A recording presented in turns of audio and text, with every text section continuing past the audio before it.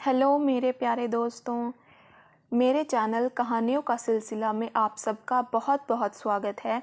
और आज मैं आपकी दोस्त आपके लिए लेकर आई हूँ एक और बहुत ही दिलचस्प कहानी जिसका नाम है जवानी। तो चलिए कहानी शुरू करते हैं। जब लोहे के चने चब चुके तो खुदा खुदा करके जवानी बुखार की तरह चढ़नी शुरू हुई। रग रग से बहती आग का दरिया उमड़ पड़ा। अल्हड़ चाल, नशे में गर्क, शबाब में मस्त, मगर उसके साथ साथ कुल पाजामे इतने छोटे हो गए कि बालशित भर नेफा डालने पर भी अटंगे ही रहे। खैर, उसका तो एक बेहतरीन इलाज है कि कंधे ज़रा आगे ढलकाकर ज़रा सा घुटनों में झोल दे दिया जाए। हाँ, ज़रा चाल कंगारू से मिलने लगेगी। बाल हैं कि काबू में ही नहीं, लटें फिसली पड़ती हैं, बाल बहे जाते और मांग तो गायब। अगर माँ 8वीं रोज कड़वा तेल छोड़कर मेंढियां ना बांधी तो जिंदगी अजीरन हो जाए। गो मुंह लिए कंगूरों के तबाक की तरह मुंडा मुंडा लगने लगता है, पर बालों से तो जान छूट जाती है, जैसे किसी ने सर घोट के बालों के वबाल ही से निजात दिला दी। ना जाने ये मेमे फूले फूले बाल गर्दन पर छोड़ के कैसे जीती हैं। और पाँव तो जैसे फावड़ा, क्या जल्दी जल्दी बढ़ रहा है। अगर ऐसी रफ्तार से बढ़ा तो सिल बराबर हो जाएगा, अंगूठा जैसे कछुए का सर। और भी थी बहुत सी बातें जो अकेले में बैठकर जन्नों को सताती। आईने में नाक देख के तो बस कै आने लगती, ये डबल निगोड़ा जैसे खूंटा। शज्जो की शादी हुई तो ये बड़ी सी नथुनी पहनी थी उसने, क्या प्यारी सी नाक है, गुड़िया जैसी। और जन्नों के खूंटे पर तो नथुनी भी शर्मा जाएगी, जब उसकी शादी होगी तो बिजली गिरे ऐसे नाक पर, उसने सोचा। इस पर शबराती भैया आए थे, कैसे गौर से उसका मुंह तक रहे थे। भला इन्होंने काहे को ऐसी नाक कहीं देखी होगी। जन्नों ने जल्दी से कुछ पहुंचने के बहाने नाक ओढ़नी से छुपा ली। शबराती भैया झेंप गए, समझे होंगे बिगड़ जाएगी ये। ए काश वो सुलोचना होती या माधुरी का कज्जन ही सही। अल्लाह मियाँ का उसमें क्या जाता, कुछ टोटा तो ना आ जाता उनके खजाने में। अगर ज़रा सी वो गोरी ही होती और कामचोर कारीगर ज़रा ध्यान से उसे ढंग का बनाते तो क्या हाथ सड़ जाते उनके। वो आंखें बंद करके बहुत से फरिश्तों को खटाखट इंसानी पैकर गढ़ते देखती। काश वो गढ़ी जा रही थी तो फरिश्ता के बगल में फोड़ा ना निकला होता। बापू के जब फोड़ा निकला था तो 1.5 महीना की खाट गोड़ी थी और खुरपिया तक ना हिलाई थी। उसका ख्याल माँ की तरफ भटक गया। खपरेल में ना जाने दिन में कै घंटे ऐंठती। पिछले चंद महीने से उसका पेट निहायत खौफनाक चाल से बढ़ रहा था। वो खूब जानती थी कि ये फूलना खाली अज इल्लत नहीं। जब कभी माँ पर ये वबाल छा जाता है, एक आध बहन या भाई रात भर रह करने और उसके कूल्हे पर रोने को आन मौजूद होता है। मक्खियाँ बस दोपहर को सताती हैं, इस कान से उड़ाओ दूसरे पर आन मरे। वहाँ से उड़ी तो नाक में तनतनाए, वहाँ से नोचा तो आँख के कोए में घुस जाती हैं। 2 घड़ी बिना हुई होगी कि दुपट्टा के छेद में से यलगार बोल दिया और ऊपर से माँ डकराई, मौत पड़े तेरे सोने पर, उठ शबराती को रोटी दे। गर्दन पर से मैल की बत्तियां छुड़ाती छींके की तरफ चली। बाहर पत्थर पर शबराती भैया लाल चार खाने का अंगोछा फींच रहे थे। छपाछप से मैली मैली बूंदें उछलकर उनकी अधमिछी आंखों और उलझे हुए बालों पर पड़ रही थी। वो रोटी रुख के पास ही घुटने पर ठोड़ी रख के गौर से उन्हें देखती रही। उनके सीने पर कितने बाल थे, घने पसीने में डूबे हुए। जी ना घबराता होगा, वो सोचने लगी, कैसी खुजली पड़ती होगी। उनके कसे हुए डंडों और रानों की मछलियां हर छपाके के साथ उछलती थी। शबराती भैया अंगोछा टट्टी पर फैलाकर रोटी के बड़े बड़े निवाले साग की कमी का गिला करते हुए निगलने लगे। पाड़ी, उन्होंने सूखी रोटी के मुहीत निवाले को गले में जकड़ते हुए कहा, और जन्नों ने घबराकर उन्हें कटोरी पकड़ा दी। जल्दी से खा लो, कटोरी मांज के यहीं धर देना, हमें कुट्टी करने को पड़ी है। वो गुरूर से अहकाम सादर करती उठी। हम कर देंगे कुट्टी, शबराती रोटी के किनारे खाते हुए बोला। तुम खेत जाओगे? वो चलने लगी। खेत भी जाएंगे? वो गुरूर से एक अमीक डकार लेकर बोला। ओह नक रहने दो। वो चली। कहते हैं तुझसे कट्टी नहीं होगी, वैसे ही कोई चोट चपेट आ जाएगी, शबराती ने प्यार से डांटा। शबराती को क्या, उनके आने से पहले वो कुट्टी किया करती थी कि नहीं? ऐसा भी क्या चोट चपेट। छप्पड़ में जाकर उसने रूपा और चंदन को प्यार से 2-4 घूंसे लगाने और उन्हें कोने में चुपचाप खड़ा रहने की ताकीद करके खुद कुट्टी के गट्ठे को बचोर कर गड्डियां बनाने लगी। झेप, हटो हम कुट्टी कर दें। शबराती ने फिर डकार लेकर चने के साग का मजा लेना शुरू किया। वो इतराकर गंडासा संभाल कर बैठ गई, गोया उसने सुना ही नहीं। तुझसे एक दफा कहा तो सुनती ही नहीं, ला उधर गंडासा। और वो गंडासा छीनने लगे। नहीं, वो बनने लगी और कुट्टी शुरू कर दी। तो लियो अब। वो अपनी फुकनी जैसी मोटी मोटी उंगलियां गंडासे के नीचे बिछाकर बोले, ले अब करो कुट्टी, मार दे। हटाओ कि हम सच्ची मार दें। वो गंडासा तोल के बोली, जैसे सचमुच मार ही तो देती। मार, तेरा कलेजा में बूता हो तो मार के देख। और जो वो मार ही देती, कचर कचर सारी उंगलियां पिस जाती। ये क्या बात थी? कोई ज़बरदस्ती थी उनकी? अब मारती क्यों नहीं? शबराती भैया ने आंखें झपकाई और उनका मूंछों वाला मोटा सा होंठ दूर तक फैल गया। गंडासा छीन लिया गया और जन्नो खिसिया गई। ना जाने उसके सख्त और खुदरे हाथों को इस वक्त क्या हो गया, किस कदर छोटे और नर्म मालूम देने लगे। उसे मालूम हो गया कि सीने पर पसीने में डूबे हुए घने बालों से जी क्यों नहीं घबराता और फुकनी जैसी उंगलियां कैसी फुर्तीली होती हैं। जन्नों का बस चलता तो वो उनके भूखे कुत्तों को अपनी बोटियां भी खिला देती। मगर कितना खाते थे उसके ज़रा ज़रा से बहन भाई। वो मोटी से मोटी रोटी ख्वाह कितनी ही जली और अधकचरी क्यों ना हो, चुटकियों में हजम कर जाते। क्या ऐसा भी कोई दिन होगा जब उसे रोटी न थोपनी पड़े? रात भर माँ आटा पीसती और इस भद्दी औरत से हो ही क्या सकता है।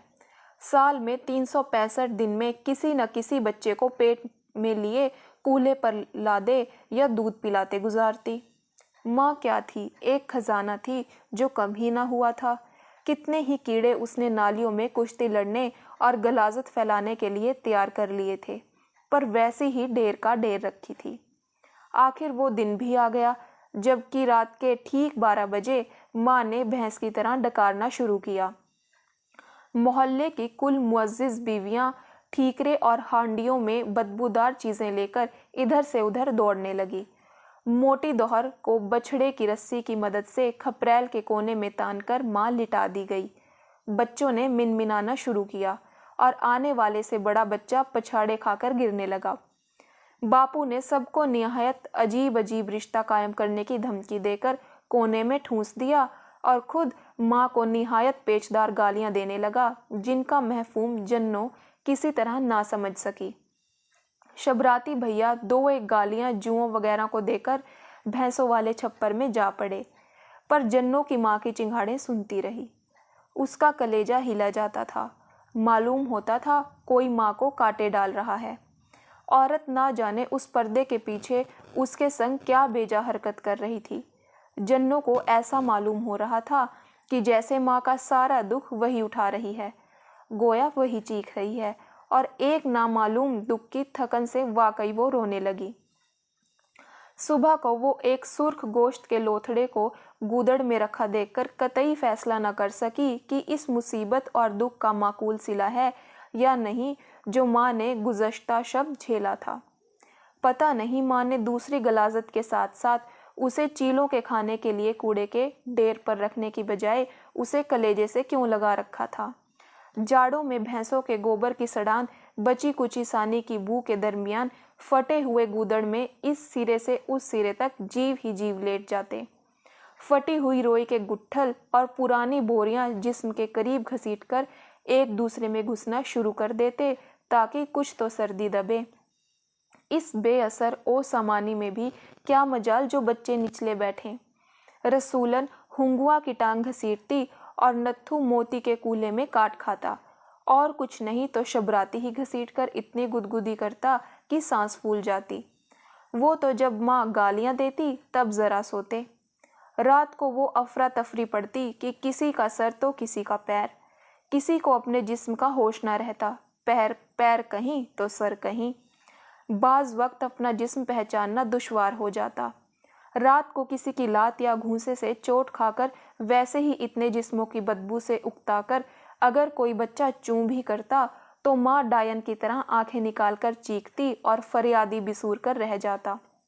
और जन्नो तो सबसे बड़ी थी, मगर जन्नो को खूब मालूम हो गया कि सीने पर कितने ही बाल हों और बगल में से कैसी ही सड़ांध आए, जी बिल्कुल नहीं घबराता। मोरी का कपड़ा कीचड़ में क्या मज़े से लौटता है, और उसमें बात ही ऐसी क्या थी। जब दोपहर को माँ बच्चे को जन्नों को देकर दाई से पेट मलवाने कोठड़ी में चली जाती या अपनी सहेलियों से कोई निहायत ही पोशीदा बात करती होती, तो वो भैया को गोद में लिटाकर जाने क्या सोचा करती। वो उसका छोटा सामना चूमती, मगर उसका जी मितलाने लगता। पिलपिला सड़े हुए दूध की बू। वो सोचने लगती कि कब वो 6 फुट ऊंचा चौड़े बाजुओं वाला जवान बन चुकेगा, और फिर वो उसकी छोटी छोटी मूछों और फुकनी जैसी मोटी उंगलियों का तसव्वुर करती। उसे यकीन न आता कि कभी यही खमीरी गलगला लकड़ी का खंबा बन जाएगा।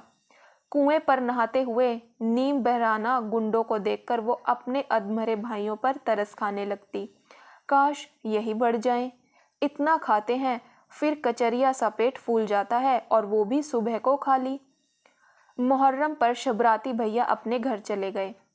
रात को बच्चे पहली ही धुतकार में सो जाते, पर जन्नो पड़ी पड़ी जगा करती।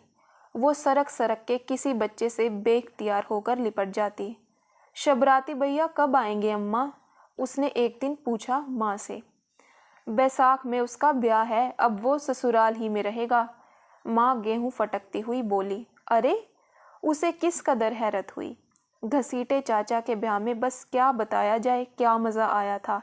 रात रात भर बस गाना और ढोल।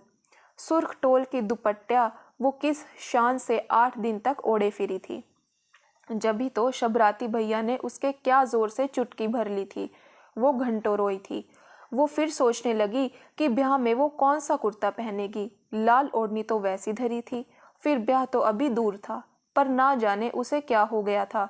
वैसे तो कुछ नहीं, बस जी था कि लौटा जाता था। अगर पिछवाड़े इमली का पेड़ ना होता तो वो फिर भूखी ही मर जाती। कैसा जी भारी भारी रहता। माँ उसके झोंटे पकड़ पकड़ कर हिलाती, पर हर वक्त नींद थी कि सवार रहती। पानी भरते में उसे कई दफ़ा चक्कर आ गया, और एक दफ़ा तो वो गिर ही पड़ी दहलीज पर। नाजों की कमर लचक जाती है, माँ ने 2 हत्थड़ मारकर कहा, और अपना सा पीला चेहरा देखकर तो वो खुद डर जाती। वो यकीनन मरने वाली हो रही थी। कुबड़ी बुढ़िया मरी थी तो कई दिन पहले धड़ाम से मोरी में गिरी, और बस घिसटा ही करती थी। अरे, ये तुझे हो क्या गया है रांड? माँ ने उसे पजमुर्दा देखकर पूछ ही लिया, और वो उसे बेहतर टटोलने लगी। जन्नों ने के बहुत गुदगुदी हुई। हरामजादी, ये किसका है? उसने उसकी चोटी उमेट कर कहा। क्या? जन्नों ने डर के पूछा। अरे यही तेरे करतूत, बच्चा बनती जाती है, मुर्दार हरामखोर। उसने जन्नों को इतना मारा कि 2.5 सेर घी फेंकने पर भी ना मारा होगा, और खुद अपना सर कूट डाला। अरे मुर्देखोर, बता तो आखिर कुछ।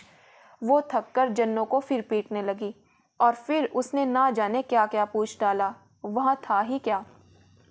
रात को उसने अपने बाप की गालियां और मार डालने की धमकी सुनकर जोर से घुटने पेट में अड़ा लिए और खाट पर औंधी हो गई। पर उसे बड़ी हैरत हुई कि वो साथ साथ शबराती भैया को क्यों गडासे से काट डालने की धमकी दे रहे थे। बैसाख में तो उनका ब्याह होने वाला था, जिसमें वो सुर्ख दुपट्टा ओढ़कर उसका गला भराया। कहानी यहीं समाप्त हुई। दोस्तों, आपको यह कहानी कैसी लगी कमेंट बॉक्स में ज़रूर बताइएगा, और मेरी वीडियो को लाइक और शेयर करना बिल्कुल मत भूलिएगा, और बेल आइकन भी प्रेस कीजिएगा ताकि हर आने वाली नई कहानी की नोटिफिकेशन आपको सबसे पहले मिले, और मेरा चैनल भी ज़रूर सब्सक्राइब कीजिएगा। और जिन मेरे प्यारे दोस्तों ने मेरे चैनल को सब्सक्राइब किया है उन सबका बहुत बहुत धन्यवाद। आप सब ऐसे ही अपना प्यार दिखाते रहें और मेरा हौसला बढ़ाते रहें दोस्तों। धन्यवाद।